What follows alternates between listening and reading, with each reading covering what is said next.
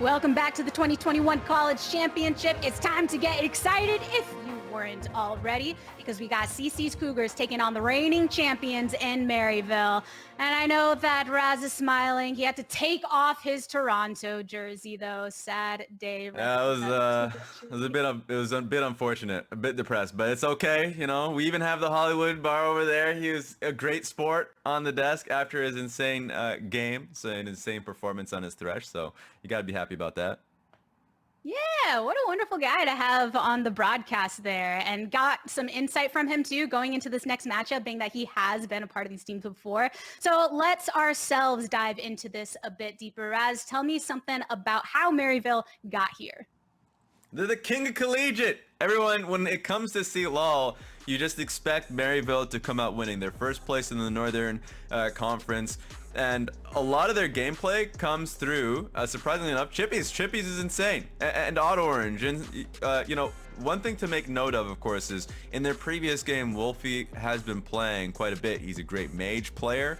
People will remember him back in the day off his Belkaz play. But that's not going to be the case anymore. He's going to be swapped out here.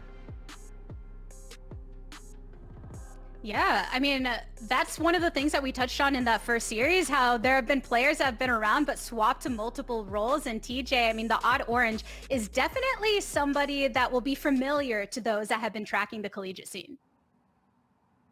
Right, so he's fresh into collegiate now, but he did come from the academy scene. He played professional with TL, with Echo Fox, and he's been known in Challenger for a long time. He plays at the high level, and he's a very team-oriented player. He's happy to pick the carries. He will pick the tanks, but he's great, right?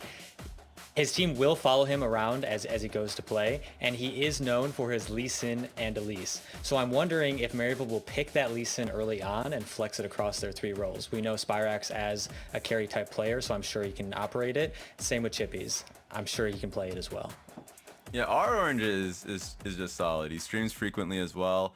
I love a lot of his plays. I think he adapts really well, in a new meta. So I'm excited for him. I think that for sure that he has a lot to work with. Shady as a support, even mentioning Chippies as well, who had great performances in his previous game. I expect him to really be the conduit to the success that Maryville has. It's really amazing that a lot of these players, like you mentioned with the Auto Orange, are also streaming. Alongside that, we've seen them in other competitions like 1v1 tournaments, showing their display on multiple levels across the Rift. One player that kind of got brought in here and recently swapped into the mid lane on the side of Maryville, we do have Spyrax. You both just mentioned a little bit about him, but TJ, can you tell me a little something more?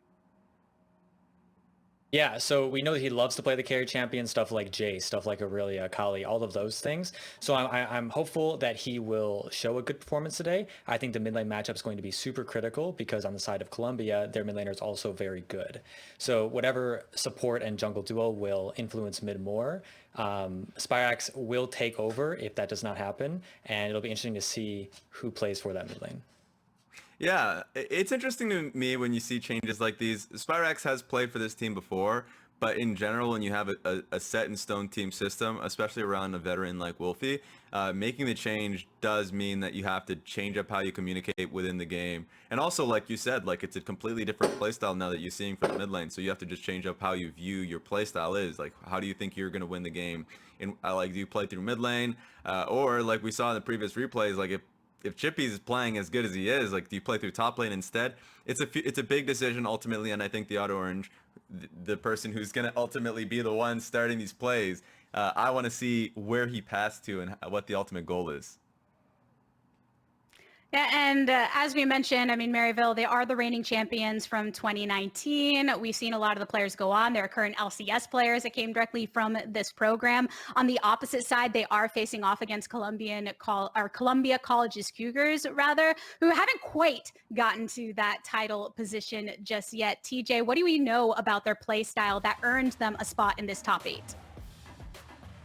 Well, we know that Columbia's has a lot of experience. So Izo, a little bit newer, but still has played in the competitive scene. Nintendo X, obviously a veteran. Rovex played a long time. Bucksack played a long time, despite recently switching over to Valorant. And Prosperous Cat as well. They all have so much playing experience that it's probably just a nice conversation as they discuss the game. It's like, hey, can we do this? Oh, let's go do this instead. So I imagine that they will continue to play strong together as a team rather than through one individual member.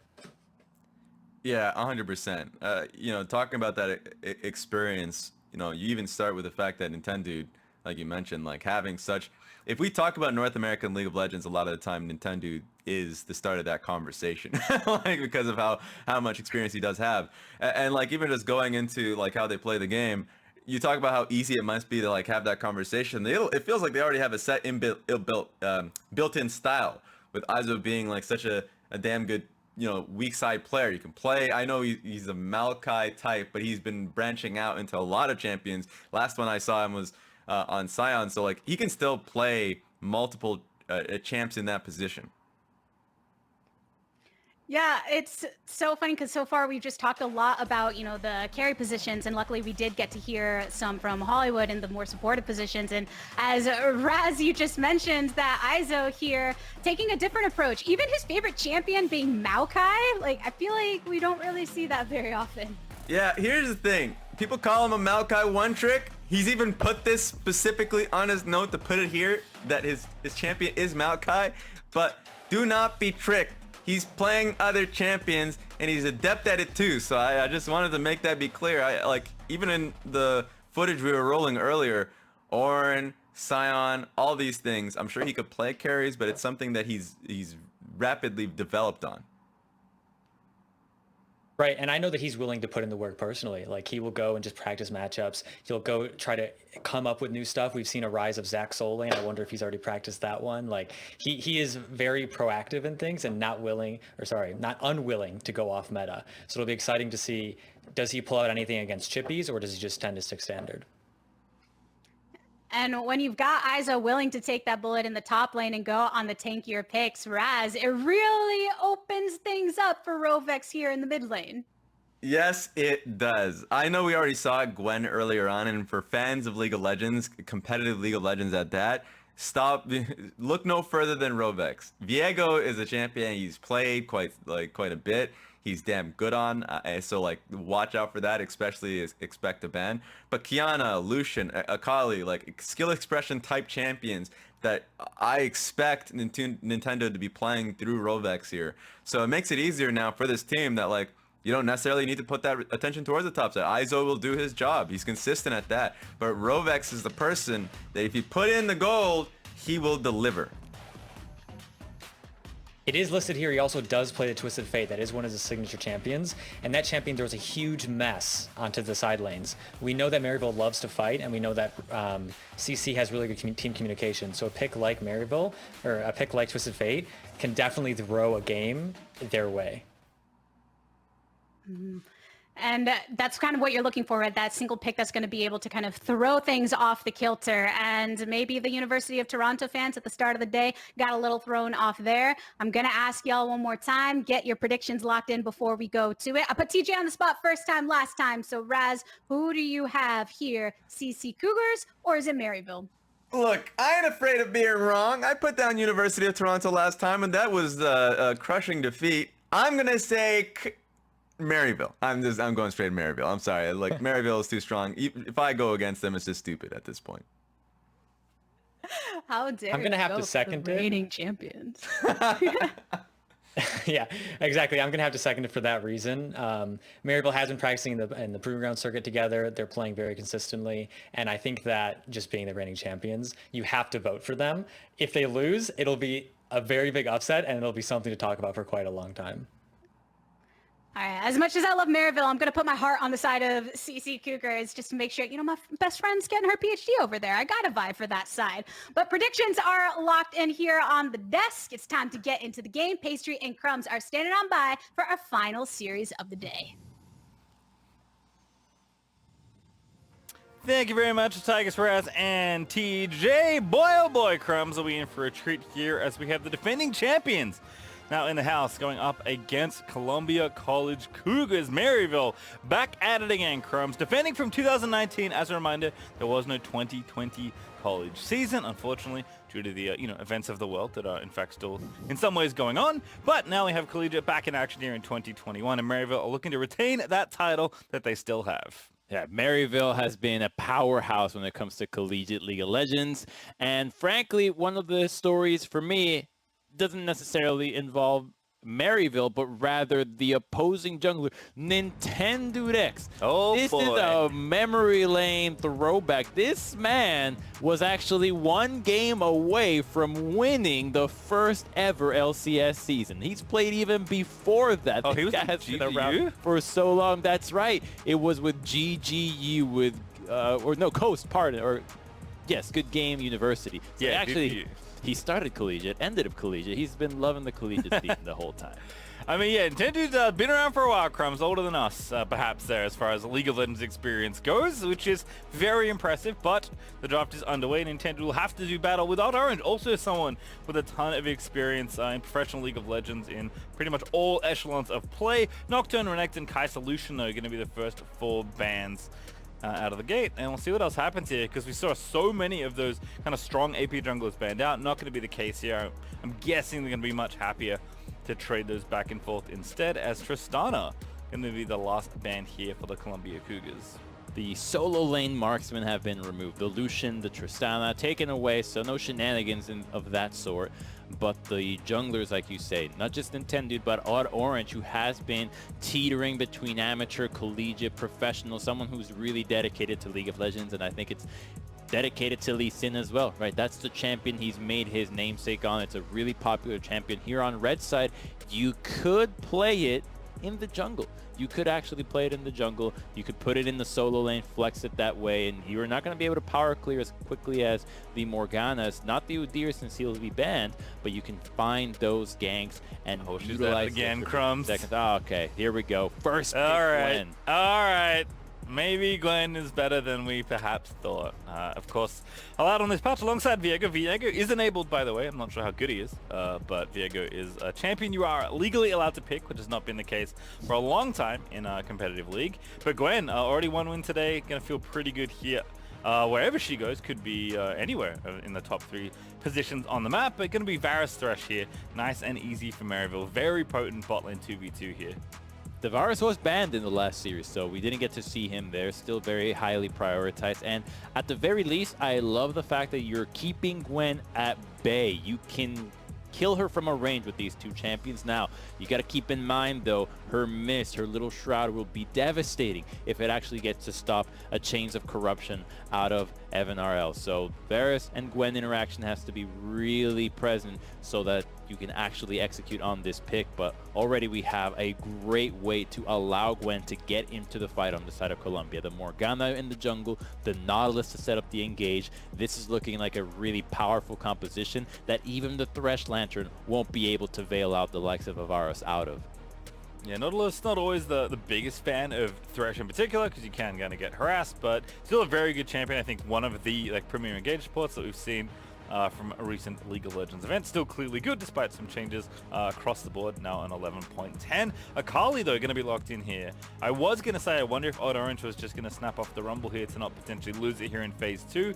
But apparently, the eggs are being put in a solo lane basket. Could be either Spyrex here, kind of the new blood for Maryville, as they have played Wolfie for a lot of this season for them, or Chippies, who's a very potent carry player as well. In fact, in general, solo laner should be a lot of fun to watch here in this match, especially since Gwen has already been picked up so early.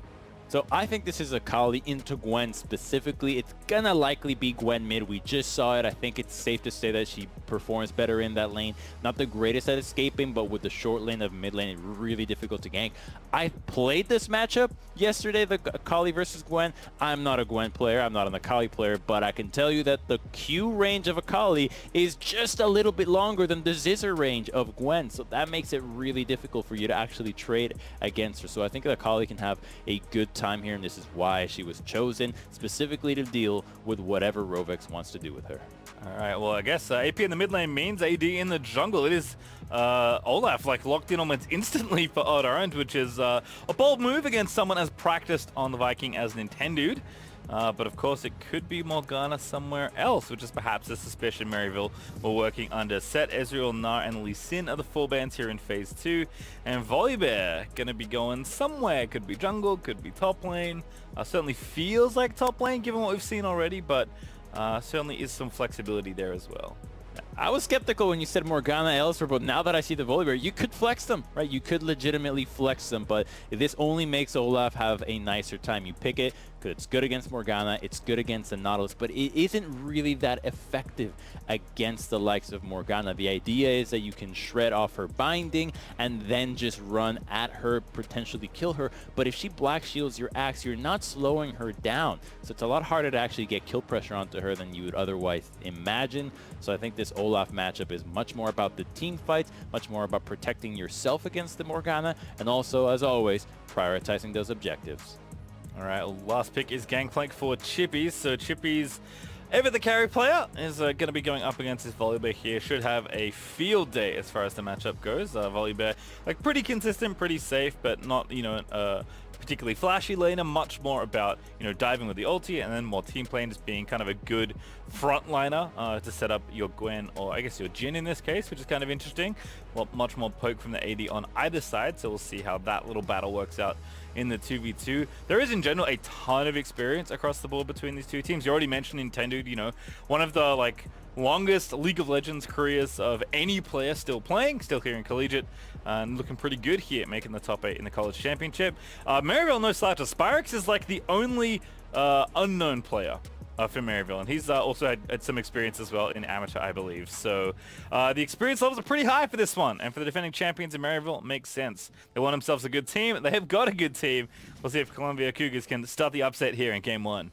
You've got Shady, too, who also has the most recent LCS experience out of this lineup, having played for Phoenix 1 for a little bit, I believe. Maybe some Echo Fox games as well. Orange was the color he was often sporting. And the team overall as Maryville, just having the culture of having won before, does go a long ways. And oftentimes that is the recipe you want in League of Legends, having a winning environment with new players that are mechanically sound, because the game changes too much for you to stick to your old ways. You gotta consistently be thinking about how to optimize your game plan, and bringing some fresh blood in a positive culture is often the best way to go about that. Yeah, I mean, Shady played for TSM Academy, right, as well. He was in Scouting Grounds just last year.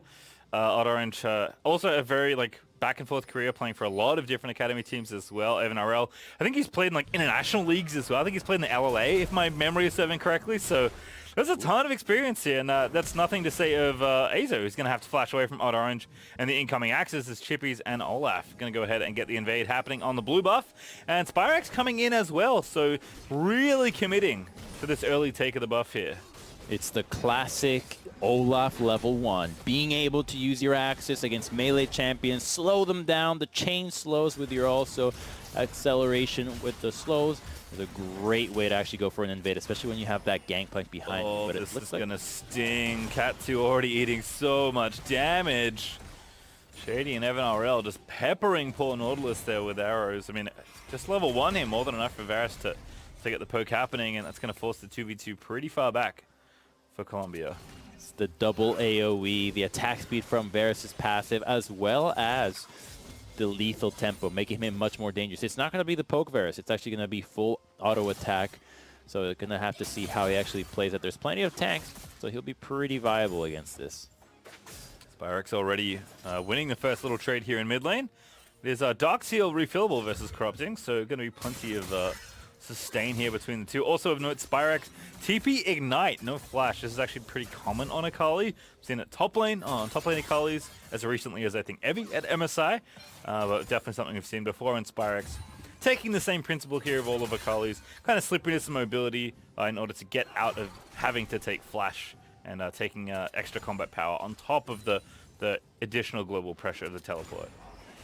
We got to see those mechanics, though, to make this worth it, though. The flash does allow you to be a little bit more flashy, really, to actually execute people in team fights. So the Ignite will be better used in the early stages to get those kills and start to snowball. So we need to see a lot of action focused around the mid lane if the Ignite is actually going to be worthwhile, because having a flash to get into the backline, especially when you're dealing with a Morgana that's going to be so good at protecting her carries, tends to be more valuable, especially if you're not significantly far ahead with your gold. Cool. Sparrows feeling very comfy here. In fact, both the solo lane is looking good here for Maryville.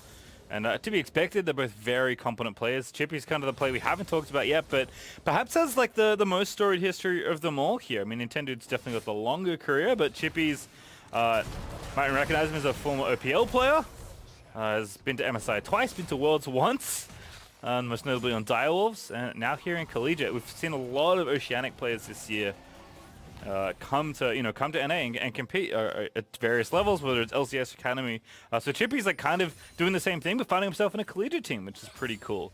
Maybe just another way for him to find his way towards the pro scene in North America once again, like many of his compatriots. So I would be willing to bet Chippy's is the kind of player that even though he's happy studying and playing League as well, he would definitely be looking forward at what the pro scene looks like for him here in NA, because I doubt he's done competing, given that he's still quite young despite a pretty impressive professional pedigree. Ooh, junglers just saw each other. And I got a quick question though for you, Pacey. Now that Oceania is now NA, essentially, do you see yourself as NA?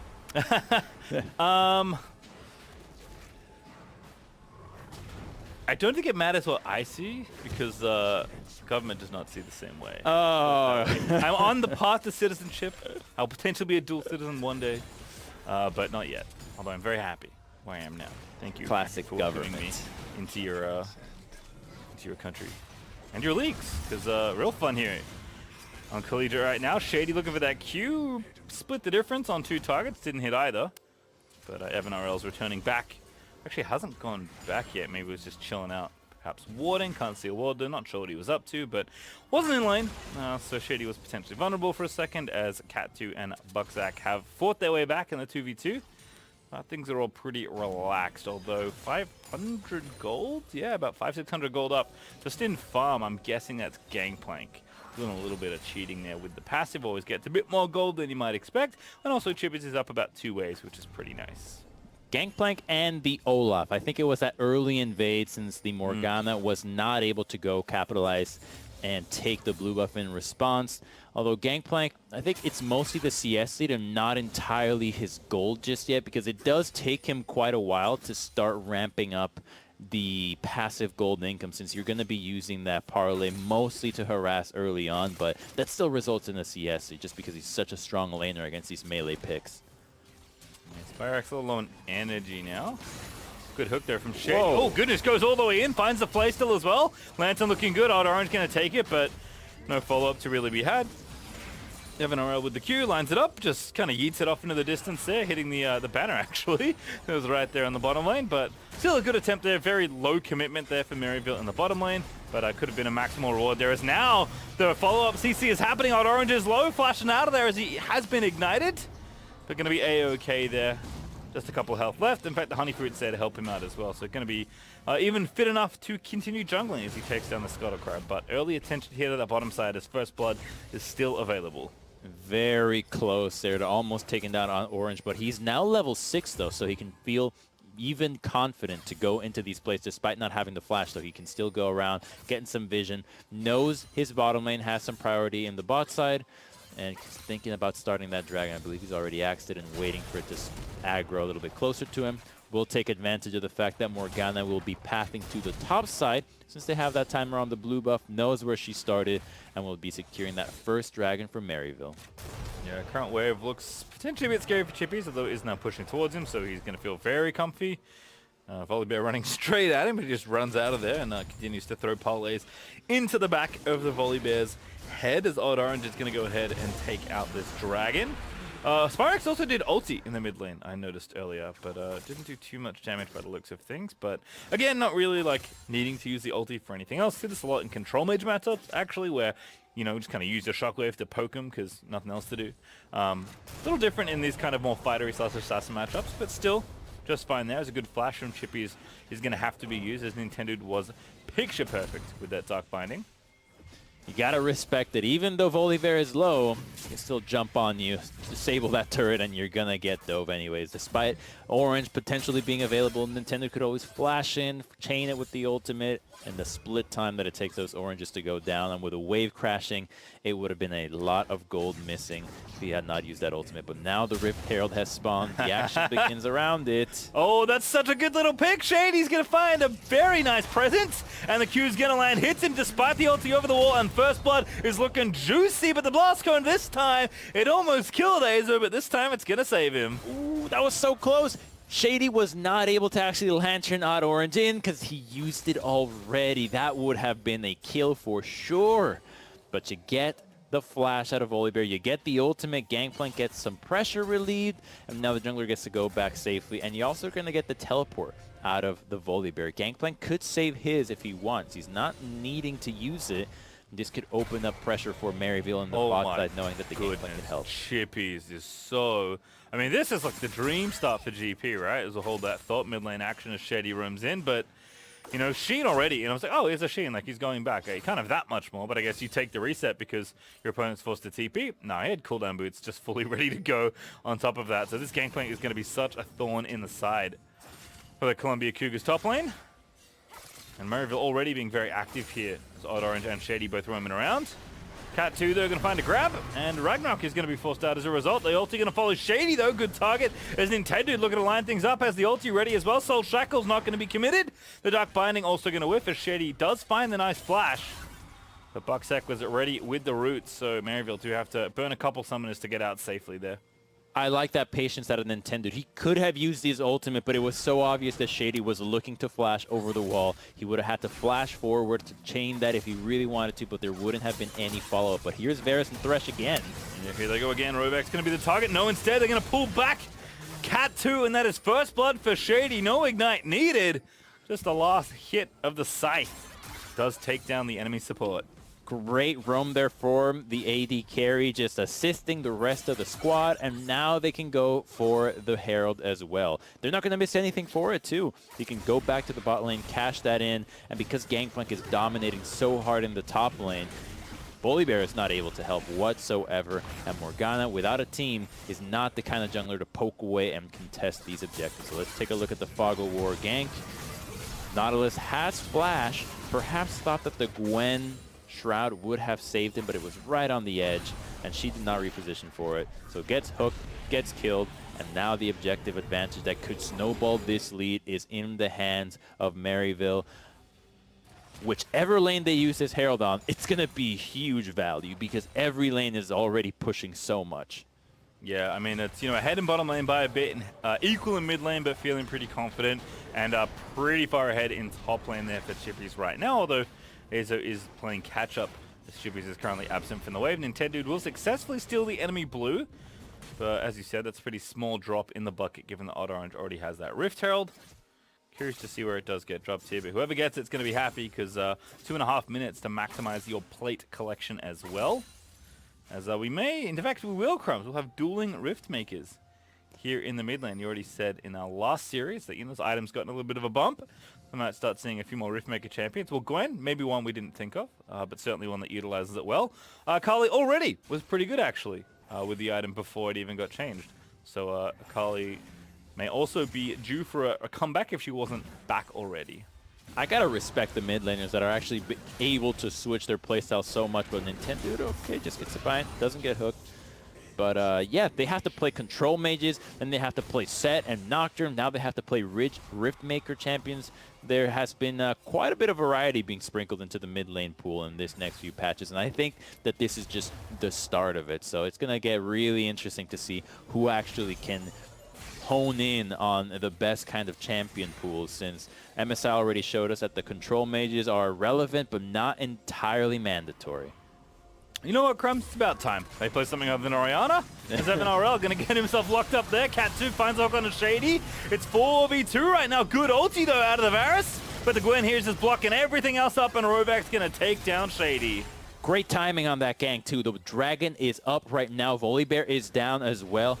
You might have to ult out of here, though. Olaf and the Kali can be really deadly. By the way, good Ragnarok out of Odd Orange, but maybe an overcommitment out of Maryville there in a situation where they weren't really going to get too much done. It's going to be Dragon as well, so the teams will split that objective. Riftail here in mid is nice, but not going to get maybe as much value as they would have wanted, as the charge will happen, but barely finishes it off there, as Odd Orange will collect them plates. Yeah, there could have been more value on that one, but perhaps thought that he didn't have enough time to go into the top side and help out Chippies and drop that there.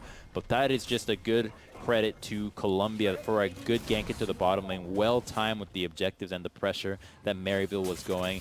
They're still looking for a play on the blue, but smites it away. Smites it out. Spyrex, oh my goodness! What a redirect there with the E. Now over the top he goes. There's the ult you're looking for, Spyrex. That was such a clean kill. So many dashes. Ult, E, dashes away, and then gets lanterned back. The mobility is insane off this champion. Doesn't have flash, but still gets the kill with the Riftmaker already online. The Akali finally starting to get involved, and in a positive way. She's going to be really difficult to deal with. The only CC that's going to be really good to hit her is going to be the Nautilus to ensure to hit that champion. But when you have multiple divers being involved with the Olaf, the Gangplank ultimate, and then potentially the Thresh Lantern to bail her out, she's going to be that much more aggressive. Yeah, if you ever wondered, like, you know, did the R1 change take mobility off Akali? No. No, it didn't. Let's watch this one again from Spyrex. Yeah. E with the instant ultimate, and then just dashing over, waiting to know, all right, get the right angle, nice and easy, and then a beautiful lantern out. That is just clean Akali play. Yeah, so nice for Spyrex there. Akali's basically the missile in that situation, so gets within the mist in order to deal damage on the end of the ulti. Nice and easy. I mean, I think that's one of the things you do want to look for against Gwen. Any champion that wants to fight in melee range is going to be happy to fight Gwen. Azo in a world of hurt, though. Hook already landed, just going to get CC'd up, and the ulti's not enough to save him. It's Chippies that knocks him down. Finally, had more than enough advantage in the 1v1. Now going to make that even bigger, getting that kill. Too disrespectful out of Azo, not thinking that Chippies had backup. Odd Orange and Shady were already involved. With the Akali in the bottom lane, that is the giveaway sign that the supports are already in the mid lane. And if they're playing mid side, their job is to tend to fights as quickly as possible. With the mobility boots that Shady has, he's going to be faster than Nautilus. He's the fastest one on the map to help these plays out. And so when Aiza thinks about trying to go onto the Gangplank, the team's already there. His own team can't capitalize. And we'll see if Akali can actually capitalize on taking down Rovex. He seems to be backing away and respecting that there could be somebody in the brush, though. Won't give Spyrex a chance. No Ignite here for Spyrex, but is level 11 with the ulti ready. First dash in, Spyrex gonna feign some pressure, but not gonna commit too hard. Finds the ward, does take it out. But again, doesn't know where anyone else is, and we know Nintendo is just at the top there, so Spyrex maybe gonna get baited in here. But Nintendo's actually walking away, so Revik's gonna have to be a bit more careful. And it seems like without vision on either side, they're just gonna back off a little bit more. Stridebreaker in off the Lantern from Odd Orange. Does force the flash out of Boxsack, and now Cat 2. About to be Cat 0. As Spyrex just yeeting in there with the ulti already. Shroud is good, but over he goes. It's Odd Orange with a flash.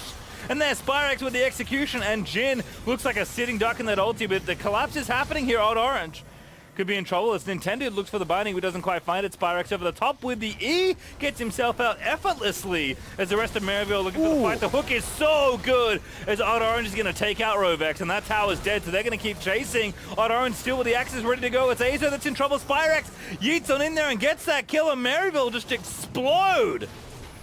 The teamwork was so crisp. They knew exactly what they wanted to do in that fight. They recognized, hey, the Jhin is separated from the Nautilus. Akali has priority in the bottom lane. Jump on the Nautilus right now. He's away from Morgana. No Black Shield to help him out. And then when the rest of the squad of Colombia is collapsing and they realize they're out of position, they're flashing over the wall. They all recognize that they need to go for it. And here, Nautilus stays a little bit too long, too close to the Olaf. The slow is not going to do anything, but Akali's already here.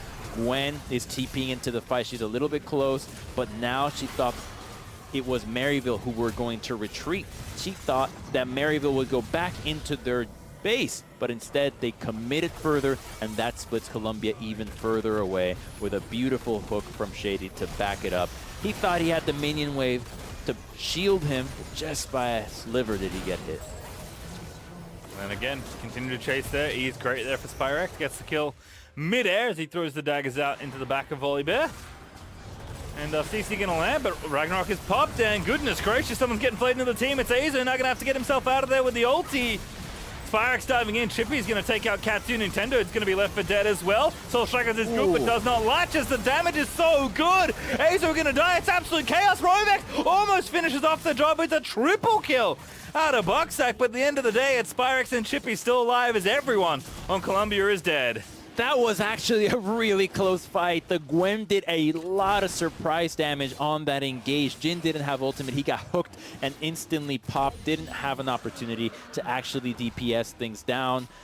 But Columbia got a little bit lucky there with the Nautilus ultimate being able to knock up the Akali and prevent her from the instant execute of one of their tanks. They engage onto the Olaf. That's rarely the target you want to go after when his ultimate is available and when there is a Thresh to back him up. He will choose if he wants you to go on to him. Chooses wisely as the rest of the team is there, and then they secure the dragon on top of it. All right, well, heroics aside, that fight definitely still swings Maryville's way. That gold lead is absolutely disgusting, by the way, but we'll hold that thought as we watch this one again. It just looks like absolute carnage here. At this knock up there from Akali, slowed her down rather, and then the Gwen shield does a good job in buying time, but then that beautiful hook from Shady flashing in, hits the Jin. You really can't ask more of a support than hooking the carries in a team fight. That is just exactly what you want every single time. It's already been twice. The earlier one against Rovex, this one against Bucksack. Just great hooks out of Shady. And unfortunately, it's just looking worse for Columbia College. They get the Rift Herald. On the Maryville side, they're up, like I said, 8,000 gold, which is a lot for 20 minutes in, if anyone's playing at home. And Shady's just gonna get on in there, popping the move speed there. I'm guessing that's the Shirelius. Yeah, it is the Shirelius, but 8,000 gold lead is a lead that I'll have to believe it when I see it, though. But at this point, I think, is Gwen the kind of champion that can bring this out? Because that fight was close. That fight was real close, much closer than I would have thought for a 6,000 gold lead. That kind of where it started. So I need to see exactly how strong Gwen is. We're just starting to see her now in pro play.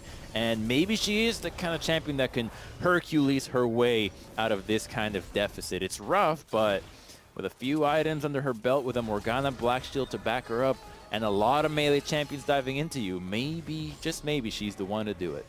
Maybe. I mean, Rovex did get like the super deluxe snip. I think he got maximum snips onto 2 different people. One of them was in the center for the true damage. So, you know, you're not going to get that kind of haircut every fight, Crumbs. Rovex lining up nicely there with Bucksack. We'll see if that does happen again. But, I mean, his opponent, 6-0-4. 2.5 items already finished, 10 stacks on the Dark Seal. And we thought Chippies was going to be the big deal with how the lane was going in the counter pick here, but not even close to how powerful Spyrex feels right now, as Chippy's still doing well, don't get me wrong. Shield Bow Reaver already done. Rift Herald's going to be dropped by his good buddy Odd Orange. And Maryville going to hold down the fort here. Spyrex might just do it. Might just go 1v3. He's got an hourglass, so he's got the tools to do it if he really chooses. They see where Volibear and Gwen are at, and taking a 3v3 or even a 4v4 is definitely in their favor as Columbia retreats wisely. You don't want to deal with this Akali without Gwen being there to maximize the damage output against her. Yeah, Rovex snipping away in bottom lane does kill the Rift Herald before the charge completes, so not quite timed correctly there for the jungle and top side of Maryville, but good enough. In many cases, already did enough damage with the first Rift Herald. You have to think, again, still so far ahead that they're not going to be too worried. But Columbia Cougars, to their credit, are keeping in this game. They can certainly see the kind of fight they could stitch together, but it's going to be real tough with this mid-outer still up especially. In fact, only 1 tower taken in the bottom lane, and just so much side lane pressure now. I mean, GP can sit in the side lane forever, and maybe get to the point where he's actually going to be able to threaten to kill you, and always has the ulti to assist the team if he needs. But again, this Akali is the real problem here. Has the TP coming back up, has the Ignite ready to go. I don't think anyone can challenge Akali 1v1 right now. They can't, and not just her. The GP, like you mentioned, is a problem since no one is really going after him as well. With the shield bow, he's going to be able to do some good work in 1v1s. Already 2 items, which is much further than Izo is at. So you've got pressure on both solo lanes that play the sides, and then you've got a Thresh to play safe on mid lane with a Gangplank ultimate to assist. Colombia is spread thin, and the longer this goes, the bigger the gold lead for Maryville extends to be, since they're getting much more farm and much more experience. Yeah, 8k ahead. We'll see if that stagnates at all, because Colombia, you know, obviously the later the game goes, as long as things are flatter and your base isn't exploded, things can be okay. Good ult there from Evan RL. Cat 2 in trouble, but not killed just yet, as Odd Orange is spinning around the side with the stride breaker. Fun animation. Fun animation. Seeing him just use it to try to get the slow and then quickly back off, trying to scare them into maybe burning something on him. But Dragon is up in 5 seconds, so this is exactly the objective that teams are going to be wanting to fight for. Let's see what Colombia does, because they're trying to get priority into the mid lane, but huge barrel. Oh, just got barreled up by Chippies.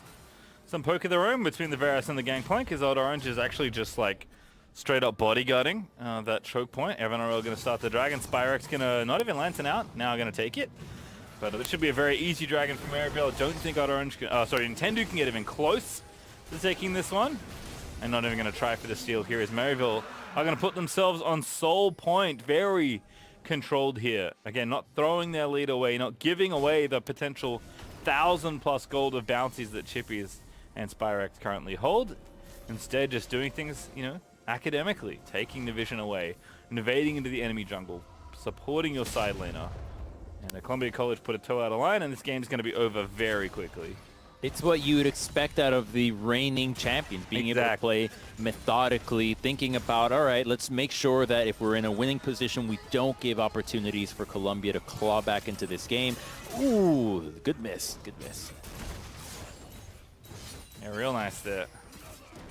Shady was looking for a sneaky one. Barrels, though, not going to be blocked. Chippies, though, not going to overcommit himself. Is actually working on the Infinity Edge. Probably not too far away, given how much income Chippies has been able to accrue over the course of this game. He has 224 CS. That is the second highest in the game. Evan RL currently the leader in that regard, but Chippies not too far behind. And indeed, Infinity Edge is finished, Crumbs, if Chippies wasn't a nuisance enough already. That's going to do so much damage. The carries really don't have much armor to deal with this Gangplank. So as long as he lands a critical barrel in one of these picks, whether it's before the fight, during it, it just doesn't matter. One of the barrels hits, Gangplank is going to take you out of the fight. You're not going to be able to jump in. Now that he has multiple upgrades of the Gangplank ultimate as well, a pick like Jhin has such a difficult time getting into the fight. It's so easy to zone him off, and they're going to take advantage of how strong he is to actually take down this Baron. Doesn't look like they suspect it. They're slowly moving into the mid lane, but it's already too late. Yeah, now they know, but it is too late, as you said. Just so much Baron DPS there between GP and Varus. And Olaf not bad either. So they're going to try and take the mid out of Crumbs, like it's been the mission for 27 minutes. But the hook lands. Ulti out of Varus as well. Cat 2 in trouble. Flash out of there as that's Olaf over the top of the wall, taking out Cat. And Bucksack in trouble. Spyrex, though, dancing on top of the Volley Bear as Chippy's on a rampage, takes down the Jhin. Spyrex slays the Volley Bear. Rovex dead as well. And Maryville just make it look so easy. They thought they had an opportunity to quickly kill them after the Baron, since Akali wasn't there, but her TP came quickly, and Shady once again. Oh boy, Nintendo just eating all the poke. He's going to be forced to flash away. Nice binding. Finds Odd Orange, but he's going to, berserk up. Be A-okay. Maryville are going to push through for this tower, likely the inhib as well. I imagine they're taking a reset after this particular play, but still so much damage done. Fresh off the Baron, that is a huge achievement as the minions will finish off the job for them. Shady hooked Jhin once again in the middle of the fight. He didn't have to flash for it this time, but still being able to catch him out despite the fight already having been in their favor is such a mental edge to Maryville, knowing that the carries consistently are getting CC'd. They're not allowed to join these fights, and so when the Nautilus and the Morgana try to participate, if you got your carries scared of the Thresh hook coming out, they're just not going to be able to back you up, and that's kind of what happened. Fighting over the wall made it really tricky for them. They're still looking for something in the river, but we're first going to see this fight break out because Akali is dealing with the Volley Bear, but you already chunked him to half HP. Wait a minute. Did she just solo kill him on the side? I think she did. Oh.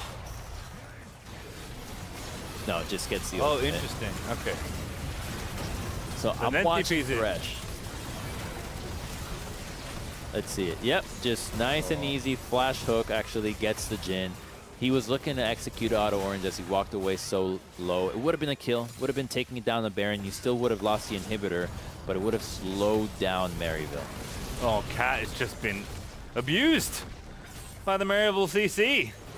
Chippy's commits the ulti, doesn't get the kill. Odd Orange is getting in there. Oh my god. See you later, Nintendo. As Chippy's lines up the barrel with a bit of help from the rest of the squad. And Baron is still on, Crumbs. They're going to push through this bottom side of the map. They're going to have super minions streaming in. They're going to have maybe a Nexus to take here. They're so far ahead. Maryville looking as good as we expected here in the first round of the College Championships right here in the top 8. As MNRL finishes off that in here, but now looking to end here. Maybe have to wait for a wave here, but you have to know they are going to go for it. There's no reason to back away. You've got nothing left to take but the game. Looking good and then some. Here's another deadly hook, but they're going in. There he goes. Spyrex is popping off. Rovex is the target, but not committed just yet, but still dances around the rest of the follow-up harass. Rovex is so low. The Nexus almost exposed. Spyrex ult 2s to get himself out of there, but see you later, Nexus. Maryville, they've done it. The dive is happening. Can they keep it alive? No, they cannot. Maryville are going to take game 1. Fighting a little bit too late there, but still it felt like Maryville had already done all the work. They were methodical in the team play, and individually they played really well, not just mechanically, but farming, knowing where to be. It didn't feel like they were misstepping at any opportunity. It only looked like at the very beginning when Odd Orange might have been caught on the bot side, but he quickly got out, and beyond that, they were fully in control. Yeah, you can really see the experience, I think, for these players. Again, like, just obviously very good individually, but very like calculated, very committed to like running the plays cleanly. Clearly a team that's very well drilled, a program that is kind of built to win collegiate at this point, given that they've had so much success, and certainly looking to build on that here with a nice kickoff here for their first game. But again, to me, it comes back to the new guy, Spyrex. Biggest KDA, biggest set of plays, you know, took the counter matchup into the Gwen. It's a champion that maybe players aren't as familiar with. I can tell you right now that is not the truth for Spyrex, as Maryville show no mercy in their first match, and the State Farm Analyst Death will be looking at all the action when we return. Don't go too far.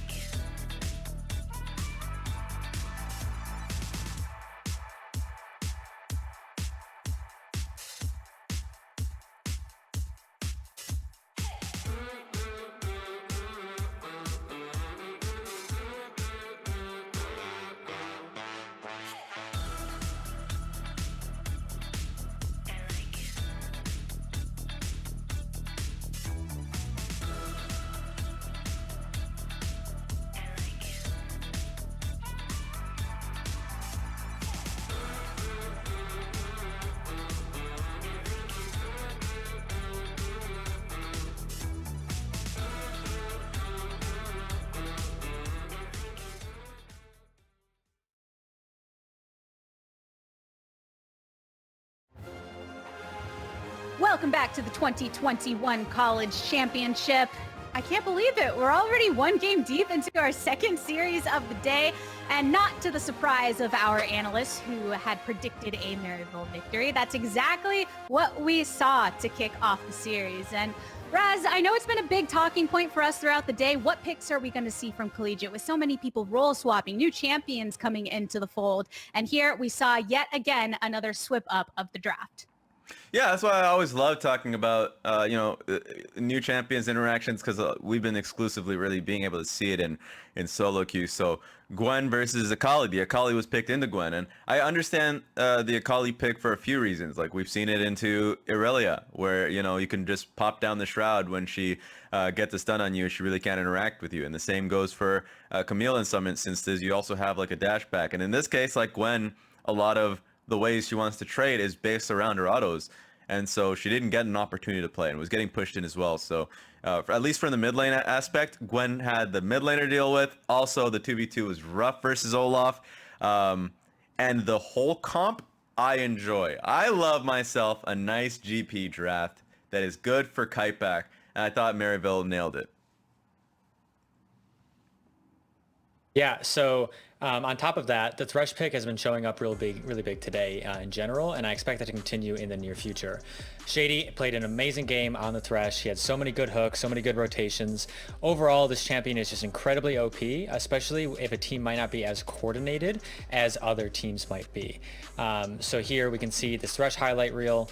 This is not the only play that he has. All throughout the game, consistently well played. Well done, Shady. Yeah, he was just stylish on the pick, because I know that Thresh just feels like a permaban, because it also means that your AD carry is more mobile with your lantern. But if you're just this sick with it, like through the minion wave, and it feels like every hook you send out lands, yeah, Shady, incredibly well done throughout this entire game. We saw tons of good hooks. We saw predicts on volley bear ults. We saw just random picks, just catching things in team fights, good lanterns. Again, cannot praise Shady enough for this game. He played incredibly well and was a big reason why Maryville took this game so decisively. Yeah, and one thing to make note of, for games like these that are just swift stomps, I love looking at the setup for objectives, and I thought Maryville consistently had it around Shady and Odd Orange, who is near perfect in terms of kill participation. They set up a Drowned Dragon. The only real one that they lost was when they got ganked bot lane, so that kind of fumbled. But then went straight back to the objective, set up around Shady's picks, and then played around Spyrax, who had an insane game. So this team is looking in form this tournament.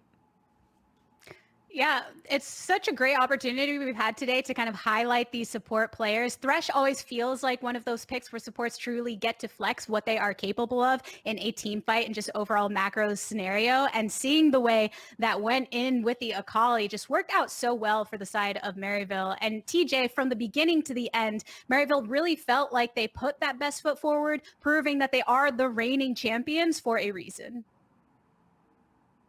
I agree. They played very strong. I'm hoping in this next game that they continue to go out strong. I think their draft was very good. I know that they do have a lot of flex picks. Here we can see Spyrax making a play while the game deciding team fight goes on. Fortunately, Spyrax can't collect the kill, but on the other side, Maryville is able to win. So again, very strong performance. I think going into the future, CC maybe needs to take a step back and maybe index a little bit less on the Gwen and maybe some more comfort picks that they've had more practice on.